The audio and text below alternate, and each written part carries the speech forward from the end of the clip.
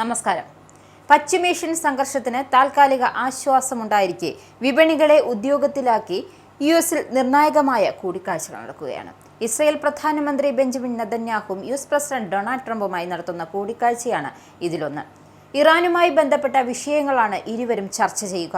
അവസാനം ഇരു നേതാക്കളും തമ്മിൽ കണ്ടതിനു ശേഷമാണ് ഇറാനിൽ സംയുക്തമായ ആക്രമണം നടത്താൻ തീരുമാനിച്ചതും.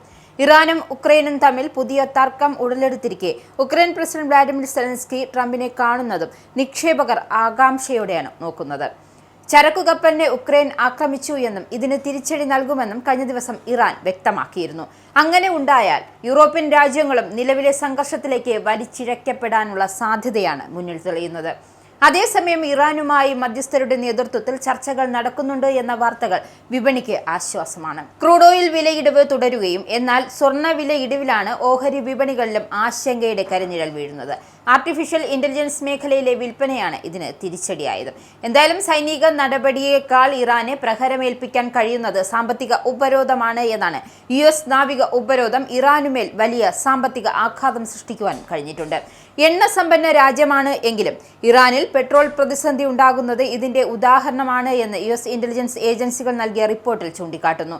സൈനികർക്ക് ശമ്പളം നൽകാൻ പോലും ഇറാനിൽ പ്രതിസന്ധിയുണ്ട്. ഹോർമൂസിലെ നിയന്ത്രണം വേണമെന്നും ഇതുവഴിയുള്ള കപ്പലുകളിൽ നിന്നും ടോൾ പിരിക്കുമെന്നും ഇറാൻ ആവശ്യപ്പെടുന്നതിന് പിന്നിലെ പ്രധാന കാരണം ഇതെന്നാണ് യുഎസ് അധികൃതർ വിശ്വസിക്കുന്നത്. ആക്രമണം നിർത്തുന്നതിനൊപ്പം യുഎസ് മരവിപ്പിച്ച ആസ്തികൾ വിട്ടു നൽകണമെന്നും ഇറാൻ ആവശ്യപ്പെടുന്നുണ്ട്. യുഎസ് വ്യാപാര നിയമത്തിലെ 301 വകുപ്പ് അനുസരിച്ച് ഇന്ത്യ അടക്കമുള്ള രാജ്യങ്ങൾക്ക് മേൽ യുഎസ് പ്രസിഡന്റ് ഡൊണാൾഡ് ട്രംപ് ചുമത്തിയ പുതിയ തീരുവയും കോടതി കയറുകയാണ്. ട്രംപിന്റെ തീരുമാനത്തിനെതിരെ യുഎസിലെ ചെറുകിട വ്യാപാരികൾ കോടതിയെ സമീപിച്ചു. നിർബന്ധിത തൊഴിൽ ചെയ്യിക്കുന്നു എന്ന ആരോപണം ഉയർത്തിയാണ് വിവിധ രാജ്യങ്ങൾക്ക് ട്രംപ് 10 മുതൽ 12.5% വരെ തീരുവ ചുമത്തിയത്. പ്രതികാര തീരുവ കഴിഞ്ഞ മാസങ്ങളിൽ യുഎസ് കോടതി റദ്ദാക്കിയതിനു ശേഷം ട്രംപ് നേരിടുന്ന അടുത്ത നിയമയുദ്ധമാകും ഇത്. വിവിധ രാജ്യങ്ങൾക്കുമേൽ എത്ര തീരുവ ചുമത്തുമെന്ന് തീരുമാനിച്ച ശേഷം അതിനുള്ള ന്യായം കണ്ടെത്തുകയാണ് ട്രംപ് ഭരണകൂടമെന്നും വ്യാപാരികൾ കോടതിയിൽ വ്യക്തമാക്കുന്നു.